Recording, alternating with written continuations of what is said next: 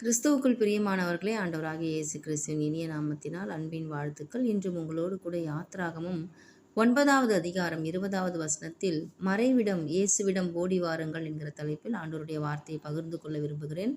பார்வோனுடைய ஊழியக்காரரில் எவன் கர்த்தருடைய வார்த்தைக்கு பயப்பட்டானோ அவன் தன் வேலைக்காரரையும் தன் மிருக ஜீவன்களையும் வீடுகளுக்கு ஓடிவர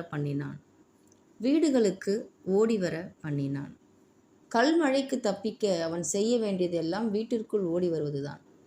நோவா காலத்தில் மழைக்கு தப்பிக்க எல்லாம் பேழைக்குள் வருவது போல, அப்படித்தான் இன்று பறந்து வரும் பாவ உலகில் தப்பிக்க எதிர்நீச்சல் போடுவது அல்ல நமது வேலை. இயேசு என்னும் பேழைக்குள் வந்து விடுவதே நமது வேலை.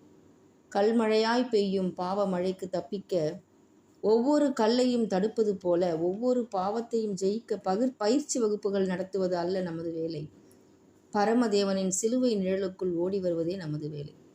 பாவத்தை நீங்கள் ஜெயிக்க வேண்டாம், அதை அவர் ஏற்கனவே சிலுவையில் ஜெயித்து விட்டார். நமது வேலை அவர் பெற்ற ஜெயத்துக்குள் ஓடி வந்து விடுவதுதான்.